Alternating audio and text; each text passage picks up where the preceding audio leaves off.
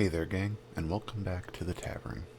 In honor of Valentine's Day this week, here's a little love letter to our new and recent fans. If you're just discovering our channel, there's a lot to unpack and get caught up on. And we'll be the first to admit, some of our earlier videos didn't have the quality that we want to bring you. With that in mind, here's a nice little recap of the Heckrazors story thus far. We'll be back next week with their next installment. But before we get into that, let's take care of a few announcements. First, it's 2024. We all know how important self-care is. But thanks to a recent independent study conducted by top artificers, we now know that dice care is just as, if not more important. That's why we recommend you help them be as comfy as possible in these cold, cold times. As the time-honored saying goes, happy dice, happy life. Impassable Creation specializes in crafting cozy, comfy confines for your clickety-clackities. They have super awesome dice bags in 3 different sizes to accommodate even your most dragon-like hordes of math rocks, based on your favorite fantasy flora, fauna, and spells.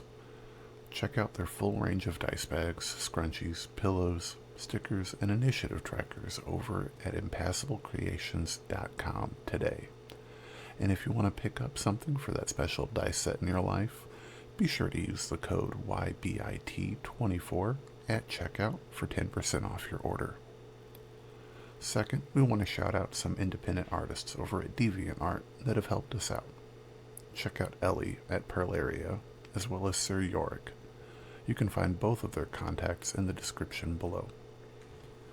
Finally, please remember to like, subscribe, comment, and share with your friends. We are just a few subscribers away from reaching our first goal, and to celebrate, we'll be running a special PvP episode featuring our team of Heckrazors from Abhaile pitted up against a formidable team of Taverners. So smash those buttons and spread the word. That does it for announcements, so let's dive in.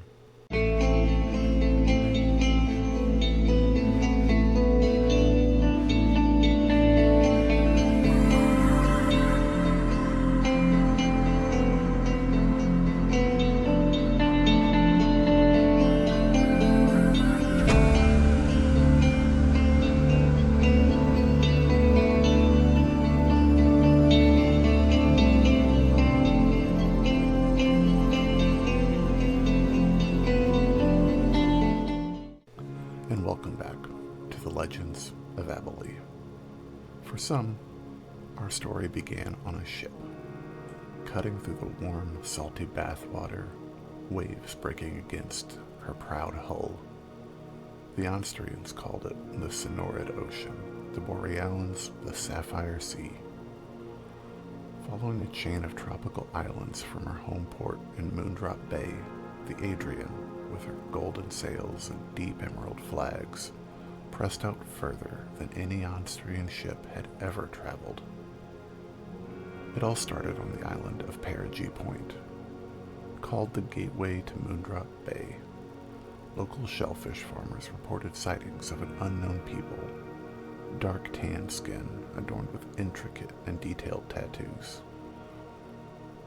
They were sailing inland on long canoes from what the Onstrians referred to as the Stormwrought Isles, an almost perpetual chain of islands, big and small, constantly battered by the large rotating storms that were wont to churn and roil in the Sonorid Ocean.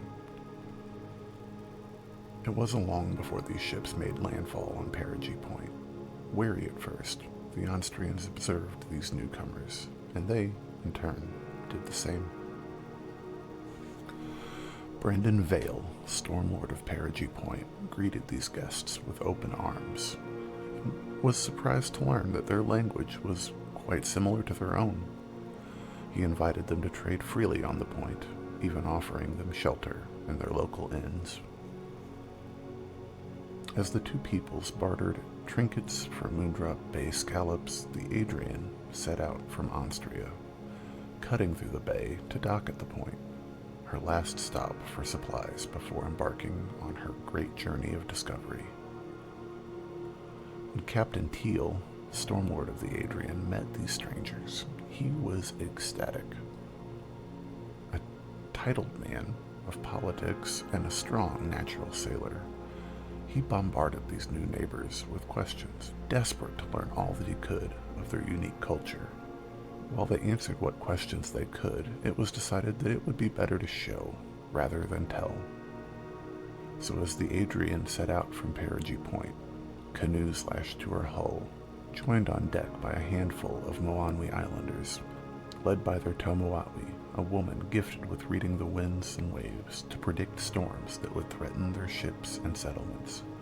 The crew was abuzz with excitement, perhaps none more so than Varlas Goreville, often called Vargo by his friends and associates. As an artifinder, he set out on the Adrian for her great journey, tasked with cataloging and acquiring artifacts and items of wonder for the grand archives of the Novanarchy. The Moanwi weren't the only new additions to the crew on Perigee Point. A handful of Marine guards came aboard, including Corvin Smithson, setting out on a journey of his own, hell-bent to prove himself to Anstria, his family, and, most importantly, to Corvin Smithson. As the Adrian cut westward through the archipelago, elsewhere, machinations manifold set others on an intersecting course.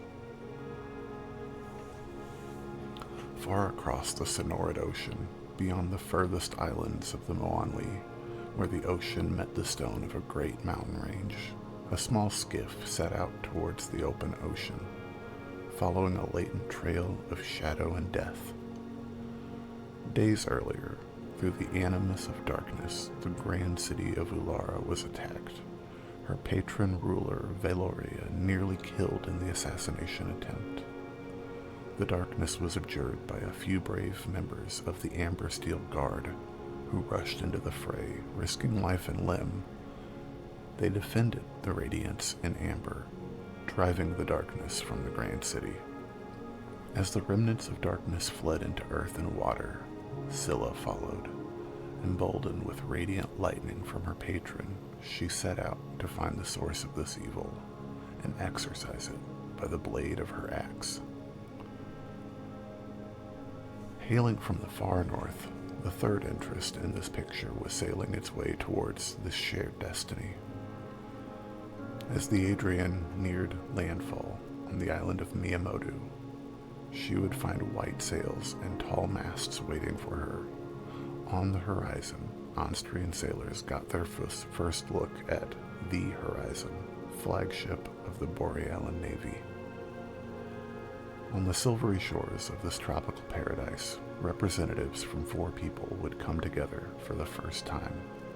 Stormlord Teal and Borealis Captain Laughlin shook hands, exchanging pleasantries and gifts, and were welcomed to the islands by Maya, what the Moanwi called a Kawanai. While the welcome was warm, the Moanwi inviting, Maya warned of a terrible darkness that had claimed several villages towards the center of their peaceful island home.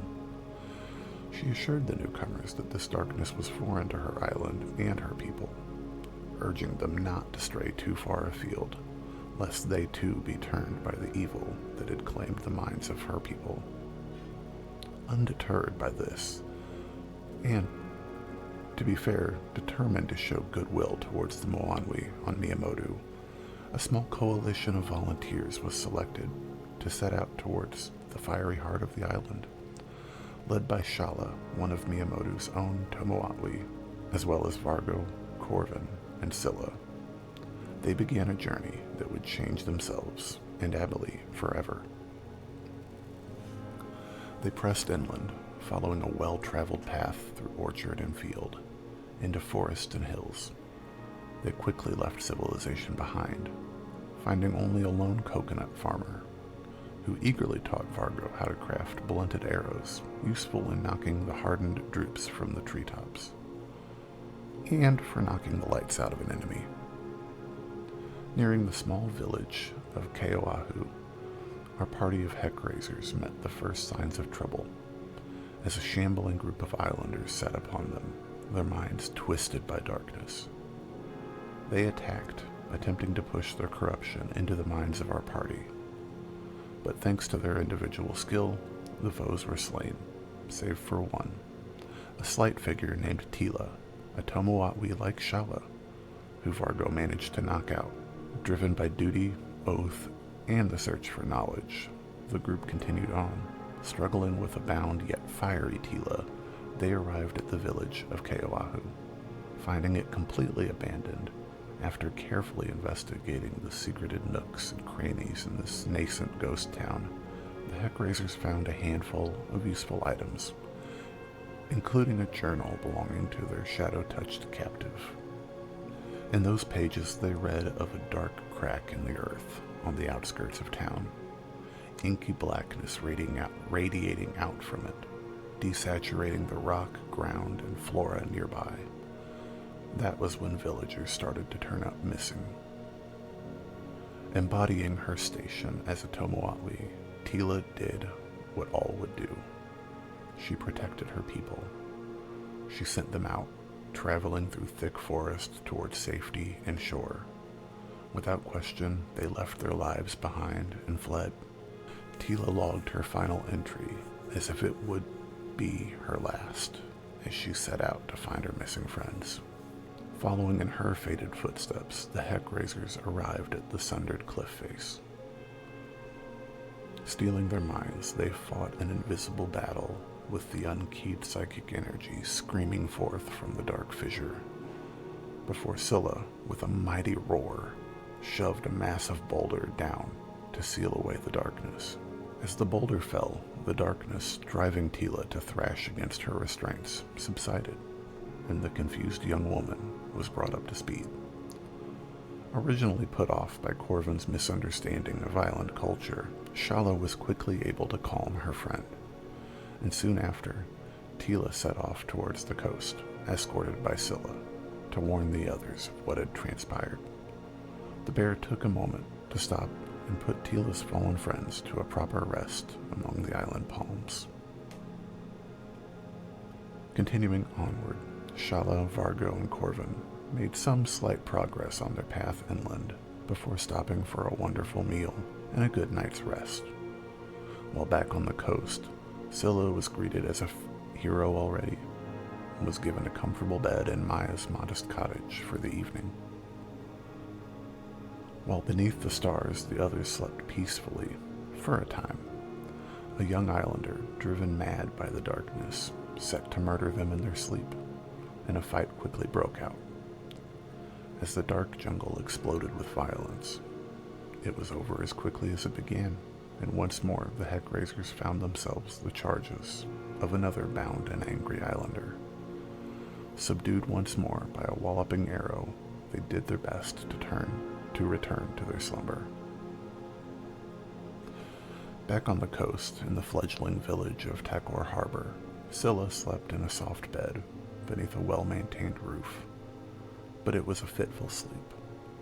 Dreams of a cataclysm tore at her mind, an erupting mountain of fire, and at the heart of that pillar of lava, a great dragon, scales of bronze, with eyes leaking blackness and malice.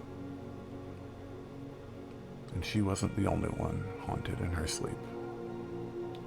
Back in their modest camp, a panicked Shala raced a surging ocean of blood as she tried to summit the mountain at the heart of Mamodo. As far as dreams go, they were relatively unpleasant. The following morning, Scylla woke early, finding a tent city had sprung up overnight as survivors of Keoahu had arrived. Driven by her torment, she set out immediately, hoping to catch up with the rest of the Heckrazors. As the others rose further inland, they too quickly set out. Having lost their main muscle, they struggled to continue with any good speed. The massive, strong body of their assailant, who Shala recognized as a young man named Kaula, was difficult for the group to manage. As they struggled up the path, Scylla, with years of training under the Amber Steel Guard, made great time, accompanied by a couple of extra hands, and Jasper, the halfling from Boreala, and Tauros, the ranger from Tavern, reuniting with the rest just before midday. Together once more, they found salvation from the burden of this new prisoner in the form of Finn, a delightful elderly coconut farmer, making his way towards the coast with a cart, donkey Jimmy. Oblivious to the events taking place all over the island, he was amazed to meet this group of strangers, wearing strange clothes, carrying strange weapons, on his road. Corvin attempted to rent the cart, but with money being a foreign concept to the Moanwi, the conversation went in hilarious circles, as Shala tried to explain bartering, which was clearly a foreign concept to the young archer. After much difficulty, most of which being self-inflicted, the Heckrazors convinced Finn to help them along to the next village, where they might find some help to rid Kaula of his curse. That curse would prove difficult, however, as Kaula stirred from his slumber, and in a shadow-fueled rage, snapped his manacles and attacked, before being knocked unconscious once more. With transportation secured, the party quickly arrived at the village of Nikar. Honestly, calling it a village is a little overkill. In reality, it was a handful of modest homes flanked by swaths of palm orchards, with the faint, if not endearing aroma of pig shit in the air. As the denizens came out to greet the Heckrazors, they quickly found that Kaula lived in this village. It was essentially all one big extended family. Hearing this, the group became apprehensive, especially Corvin. If Kaula was from here, how were the rest of them not damned by this darkness? After some convincing, they came to the conclusion that the people of Nikar remained free. Helping Kaula's siblings, the party brought him into the largest home in town, belonging to their mother, Anna Makani, the sort of matriarch of Nikar. Placed into the care of his sister Ellen, Kaula was subdued and allowed to rest in a magical slumber, while the group made introductions with Anna, who offered her roof to the strange group now occupying her parlor, in exchange for the simple service of chopping some firewood for their collective dinner. Ever apprehensive, Corvin declined, choosing instead to remain and keep an eye on these strangers in the strange land, while one of Kaula's brothers, Nick, led Scylla, Vargo, and Shala out through the coconut fields to the forest at its edge. No one in Nikar had seen any sign of possessed islanders, animals, or the like, but as they approached the edge of the forest, however, they did encounter an oddity. Cautiously, they approached another fissure in the ground, remembering well the pain they'd felt in their minds with the last one. But this was different. Instead of pouring out like black, floating droplets of mercury, this was solid, covered over with black lava glass streaked with veins of gold, and curiously, none who approached it felt any ill effects. Stumped, they decided to ask Anna about the strange substance when they returned, so Scylla and Vargo set to chopping firewood, even making a fun game out of it. They returned to Nikar as light rain began to fall, and on the outskirts of the hamlet, they were attacked by a living tree, parts of it twisted with dark design. Afterwards, gathered around the dinner table with Kaula's entire family, Anna postulated that perhaps the island was defending itself, healing itself even, explaining both what she called shadow glass and the tree ant attack. She told the party that she would reach out to her sisters, scattered throughout the Moanwi Islands, to see if they had any knowledge of the substance or the darkness that it combated. With bellies full and shelter from the rain, the party settled into a well-deserved sleep, but not before Vargo received a sending in his mind from his employer, Adeli Vanash, assistant to Javan Razan, the High Arcanist of the Anstrian Novanarchy, curious to learn if he'd found anything of note on his expedition. Clearly, the Home Office was keeping tabs. The following morning, Shala approached Anna in her private study, inquiring as to whether or not she was able to learn anything from her sisters. Though she kept her method of communicating with them clandestine, she indicated that she could not, in fact, reach them, uncertain of whether or not they were even alive anymore. And she was oddly not too bothered by this fact. She did offer Shala something unique, a gaze into her crystal orb. As Shala peered into the surface of the sphere, she was gifted a vision of her dreams, her future. We're not really sure, but it was not a pleasant sight. With no outside assistance, the party decided to return to the location where the shadow glass was discovered, the strange substance that seemed to apparate as the island began to heal itself from the darkened corruption tearing at its surface. After some fiddling and experimentation, several samples were taken from the shadow glass deposit, as well as a large portion stored inside Shala's bag of holding for further experimentation. Deciding not to waste the day, the group headed off into the deeper woods, following the hunting trail of Kaula, the Moanwi hunter who'd attacked them in the night, hoping to find sign of the fissure corrupting his mind. While cutting through the thicker underbrush, the party hears a commotion stumbling their way. Someone clearly not accustomed to stealthing through the trees burst into a clearing, an islander for sure, wearing dark clothes and a mix of fear and panic on his disco. He avoided any interrogation, attacking Shala with a blast of necrotic energy, before summoning a shadow-twisted skeleton to assist him. As the shadow separated from the skeleton, the trio began to attack.